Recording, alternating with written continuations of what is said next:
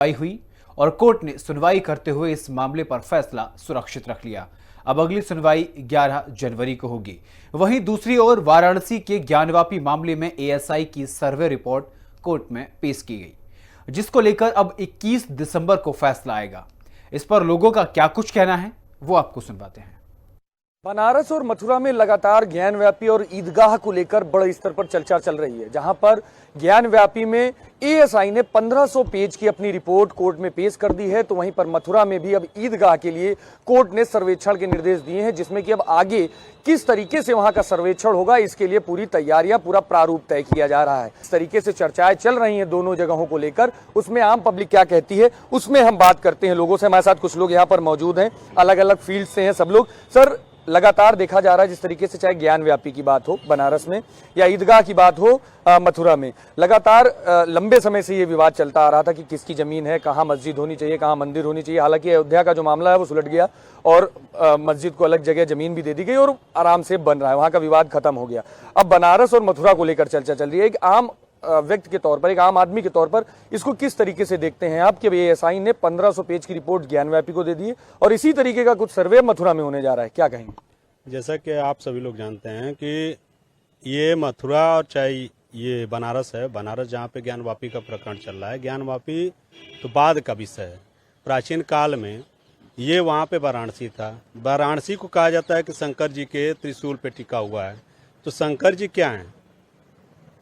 अगर आप देखा जाए तो ये हमारे देवी देवता हैं। तो हिंदुत्व की बात हो गई, तो वहाँ पे मस्जिद तो बहुत बाद में आई। ज्ञानवापी का प्रकरण ही नहीं था वहाँ पे। ये तो हमारे और आप जैसे बुद्धिजीवी को समझने की जरूरत है और हिंदुत्व को कहीं ना तो कहीं दबाने का कार्य किया जा रहा था।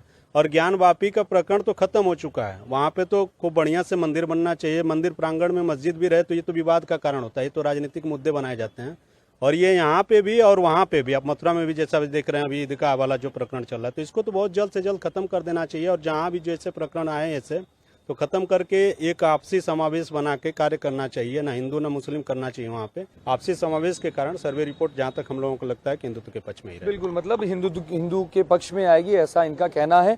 और आपसी समावेश की बात की है इन्होंने, साफ तौर पर कहा है कि जो भी चीजें हो इस तरीके से हो कि एक सौहार्द बना रहे। सौहार्द बना रहना जरूरी है। रिपोर्ट आ रही है, पेश की जा रही है, ईदगाह में भी आदेश दिए गए, सर्वेक्षण करने के निर्देश दिए गए। तो कहीं ना कहीं क्या ये सही मानते हैं आपको सर्वे हो जाना चाहिए और उसके आधार पर चीजों को अलग अलग कर देना चाहिए, जो जिस जगह पर होना चाहिए उसी जगह पर आए, जिससे पुराने विवाद खत्म हो जाए? देखिए विक्रम जी, आपको पता होगा अयोध्या का जो प्रकरण था उसमें भी एएसआई रिपोर्ट की अहम भूमिका थी।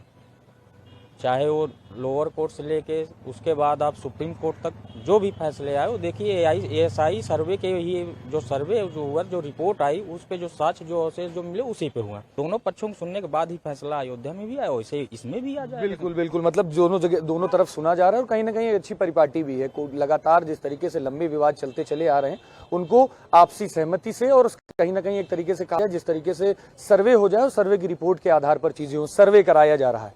अब अयोध्या में सर्वे हुआ था, ज्ञानव्यापी में हो गया, उसको रिपोर्ट पेश कर दी गई। अब मथुरा की भी बात कही जा रही, किस तरीके से देखते हैं इसको? जैसे अयोध्या में सब हुआ था सर्वे और हिंदुओं के पक्ष में फैसला आया था, ऐसे ही ये सभी फैसला हिंदुओं के ही पक्ष में आएगा आगे चल के। बनी रहनी चाहिए, सामंजस्य एक बना रहना चाहिए। वो एक संदेश जो अयोध्या में जिस तरीके से राम मंदिर का जो फैसला आया, चाहे मुस्लिम पक्ष हो चाहे हिंदू पक्ष में हो, जिस तरीके से एक सौहार्द दिखा, वैसा ही सौहार्द ज्ञानवापी मामले में जो मामला है उसका जब जो है आदेश आता है, ठीक है, उसमें हम लोगों को स्वागत करें दोनों पक्षों को। बिल्कुल, मतलब कहीं ना कहीं साफ तौर पर है कि ज्ञानव्यापी को लेकर बात हो चाहे ईदगाह को लेकर बात हो, लगातार जो कोर्ट में मामले चल रहे हैं, एएसआई ने अपनी रिपोर्ट ज्ञानव्यापी की पेश कर दी है, वहीं पर अब ईदगाह में भी इसके लिए पूरी तैयारियां की जा रही हैं।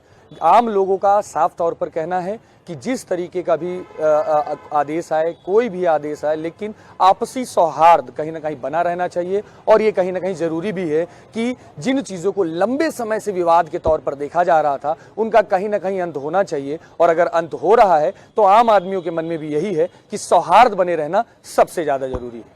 कैमरामैन मनोज के साथ में विक्रम सिंह राठौर, हिंदी खबर, लखनऊ।